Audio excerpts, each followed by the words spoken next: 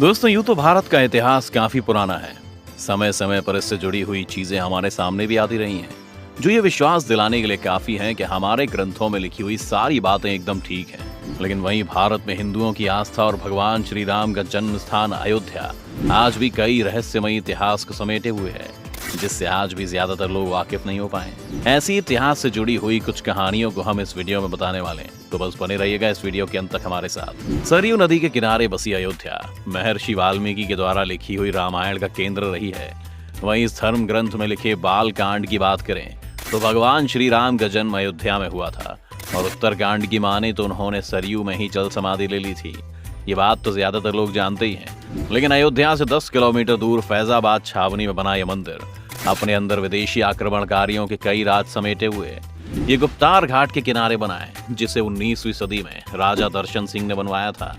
ये मंदिर आज भी इस घाट की खूबसूरती को बढ़ा रहा है। इतिहासकारों की माने तो 600 साल पहले 16वीं सदी में जिस वक्त विदेशी आक्रमणकारी भारत में मंदिरों को तोड़ रहे थे, तब कुछ संतों ने श्री राम की प्रतिष्ठित मूर्ति को इसी गुप्तार घाट नाम की जगह पर जल समाधि देकर मिट्टी में दबा दिया था। इसके बाद कई सालों तक ये मूर्ति इस जगह छुपी रही, जो कुछ वक्त बाद कुंवरी गणेश नाम की एक रानी को मिली, जो इन मूर्तियों को अपने साथ ओरछा ले गई और वहां राजा राम मंदिर का भव्य निर्माण कराया।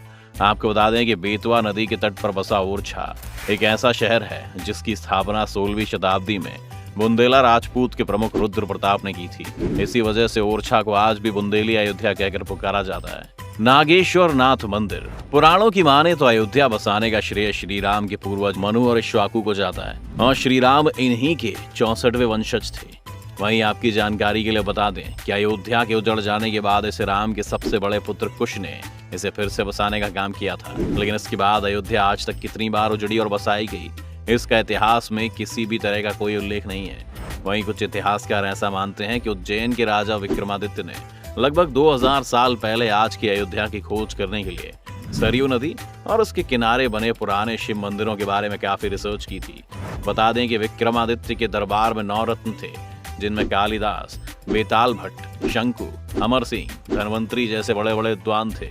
इन सभी 9 लोगों ने वाल्मीकि की लिखी रामायण के आधार पर अयोध्या को खोजने और फिर से बचाने में काफी अहम भूमिका निभाई थी।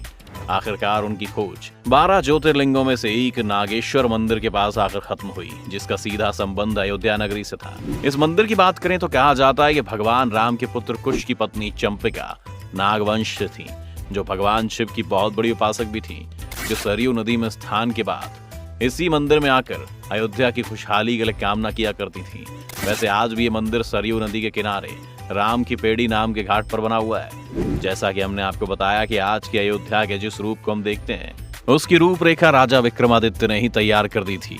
ऐसा भी कहा जाता है कि उन्होंने रामायण के लगभग हर किरदार के लिए कुल मिलाकर 365 मंदिर बनवाए थे। इतना ही नहीं, अयोध्या को बेहतर से बेहतर बनाने के लिए ग्रह नक्षत्रों और वास्तुशास्त्र का भी ध्यान रखा गया था। आज जब भी आप अयोध्या जाएंगे तो आपको रामायण के किरदारों पर कई घाट से लेकर मंदिर तक सभी देखने को मिलेंगे। राम टीला। आपको बता दें कि नागेश्वर मंदिर के पास कई टीले थे, जिसमें सबसे फेमस था राम का टीला, जिसके बारे में कहा जाता है कि यहाँ राजा दशरथ की पत्नी कौशल्या का महल था, जिसमें श्री राम का जन्म भी हुआ था। इसे बचाने के लिए और आने वाली पीढ़ियों को देखने और दिखाने के लिए इसके आसपास राजा विक्रमादित्य ने एक ढांचा बनवाया था, ताकि लंबे समय तक टिक सके। तब से इसे श्री राम जन्मभूमि के नाम से भी जाना जाता है। जैसा कि आप जानते हैं कि कई सालों से चले आ रहे विदेशी आक्रमणकारियों ने अयोध्या पर अपना कब्जा जमाने के लिए सबसे पहले इसी जगह को निशाना भी बनाया।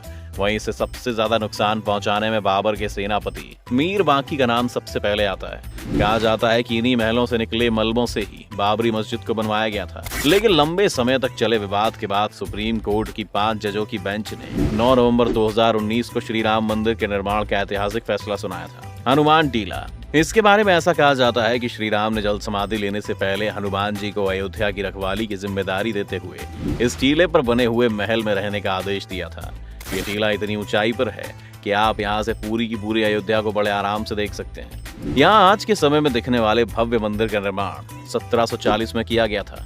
तब अवध के नवाब शुजाउद्दौला के बीमार बेटे की जान निर्वाणी अखाड़ा के शिष्य अभय राम ने बचाई थी।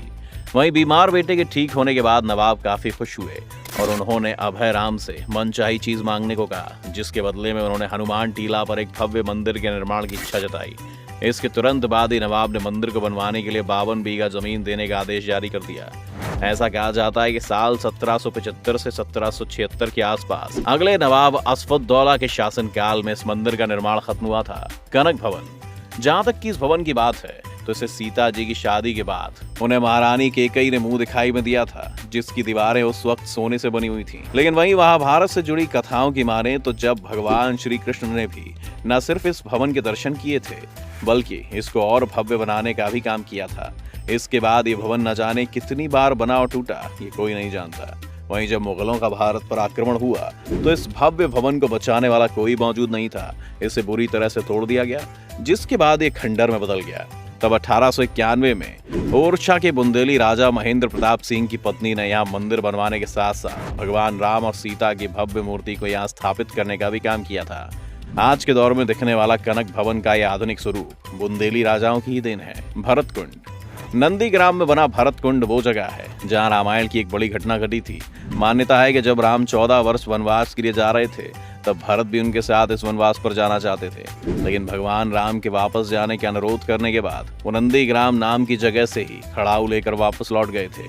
वहीं जब राम और सीता 14 वर्ष का वनवास खत्म करने के बाद अयोध्या वापस लौटे थे तो इसी जगह पर उनकी भरत से मुलाकात हुई थी। आपको बता दें कि इसी जगह पर लोग अपने पूर्वजों की श्रद्धा करने के लिए आते हैं। तो दोस्तों, अगर आपको भी रामायण से जुड़े कुछ रहस्य पता है तो चैनल को सब्सक्राइब करने के बाद और कमेंट करके जरूर बताएं और ऐसी वीडियोस देखने के लिए बेल आइकन जरूर दबा दें।